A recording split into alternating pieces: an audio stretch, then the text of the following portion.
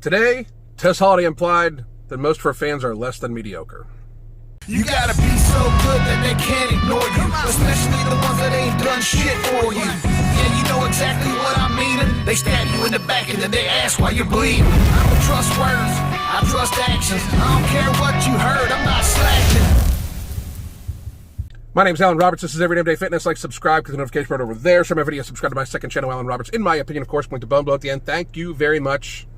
I am not a fan of the Tess Holliday. I think anybody that's ever watched this channel knows that. I am not a fan of hers, and for lots of reasons, none of which, however, are because she's obese. See, I don't believe that being obese or being unhealthily skinny or of being of what would be a normalized weight, tall, short, average height, having different skin colors, eye colors, different religions, different ethnicities, different political affiliations. I don't care what gender you identify as. I don't give a shit about any of that. None of those are good reasons to dislike somebody, in my opinion, of course. Not one. Not anything like that. Nothing about you except how you fucking treat people is a reason to dislike people, in my opinion, of course. It just is. So, and that's why I don't like Tess Holliday, because I think she treats people like shit. I think she's a very huge opportunist and a massive hypocrite. Today, I saw this tweet where this young man posted his transformation photo. He lost 40 pounds in 9 months. Good job, motherfucker. And he obviously got healthier, and he tagged her saying, "Oh, Tess, get it together." So she has every fucking right to respond to him, period. She has a right to say something to him no matter what, because she has a right to say whatever the fuck she wants, right?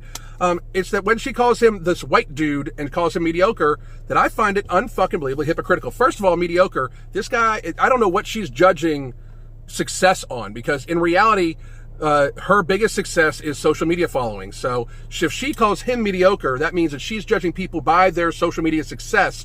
And he's got, close to 18,000 followers on Twitter. So most of her fans have far less than that. So therefore, they're less than mediocre by her standard. That's the thing. So just because he doesn't like you doesn't make him mediocre. You have to have some sort of grading scale. And also, why bring up his race? I don't understand that. First of all, you're white too, woman.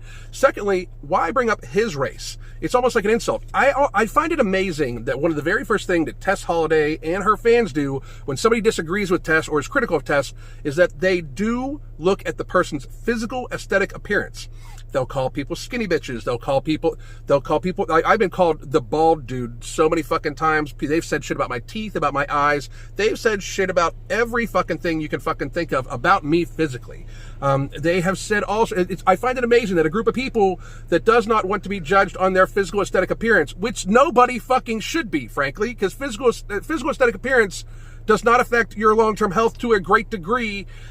Life overlooks, motherfuckers. Life overlooks.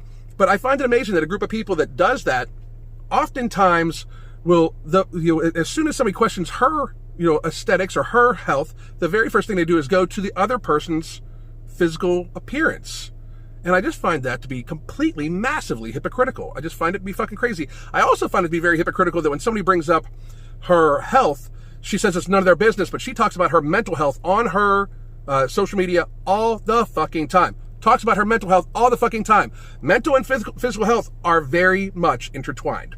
Are very, very, very much intertwined. Anybody that has physical ailments normally has some problems with mental health also, because it is depressing, because it is hard for you.